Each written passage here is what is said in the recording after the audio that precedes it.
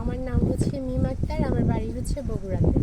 তো আমার বাবা মাদের মধ্যে আমার বাবা নাই, ভাই আছে, ভাই একটা আলাদা বাসায় থাকে বউ নিয়ে। আমি আর আমার মা আমাদের বাড়িতে থাকি। আমার মা টেলারে কাজ করে। আমি লেখাপড়া বেশি একটা করতে পারি নাই, ম্যাট্রিক পাস করার পর আর লেখাপড়া করতে পারি নাই।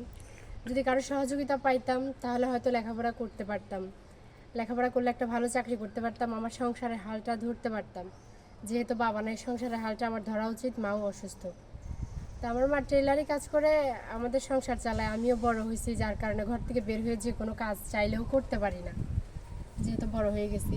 তা আমি চাই দেশে বা দেশের বাইরে কোনো প্রবাসী ভাই বা কোনো বাংলাদেশি ভালো কোনো সৎবার মানুষ যদি আমাকে বিয়ে করে আমার দায়িত্ব নিতে চায়, আমার ফ্যামিলির দায়িত্ব নিতে চায়, তাহলে আমার কোনো আপত্তি নেই, আমিও তার সংসার করতে চাই।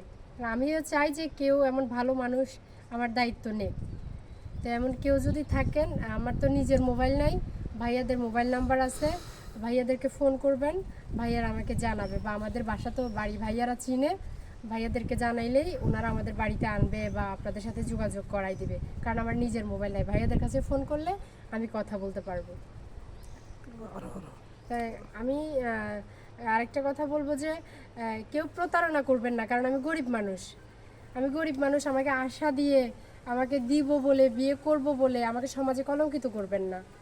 আমরা গরিব, আমাদের কলঙ্ক টাকা দিয়ে ঢেকে রাখা যাবে না। আমরা গরিব, আমাদের কলঙ্ক ছড়াই যাবে তাড়াতাড়ি।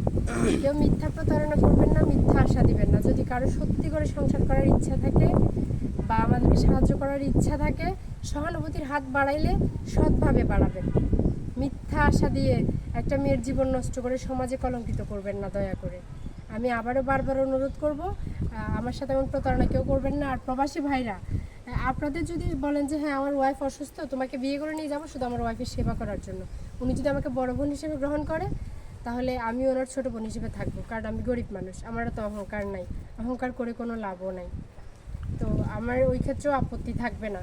আর বলেন যদি যে তোমাকে আমি মোবাইলে বিয়ে করব, তুমি দেশে থাকবে, আমি তোমার সমস্ত খরচ বহন করব, তাহলেও অসুবিধা নেই। আমার আম্মু আমাকে সেই অনুমতিও দিবে আশা করি, কারণ আমরা গরিব মানুষ। আপনি আমার সমস্ত দায়িত্ব নিয়ে আমাকে যদি এইখানে রাখেন, রাখবেন, বিদেশ নিলেও নেবেন, আমি থাকবো, আমার কোনো আপত্তি নেই। আমি চাই কোনো ভালো মানুষ আমার দায়িত্ব নেক, আমি ভালো থাকি, যাতে বাইরে গিয়ে আমাকে কোনো খারাপ কাজ করতে না হয়, আমিও চাই না।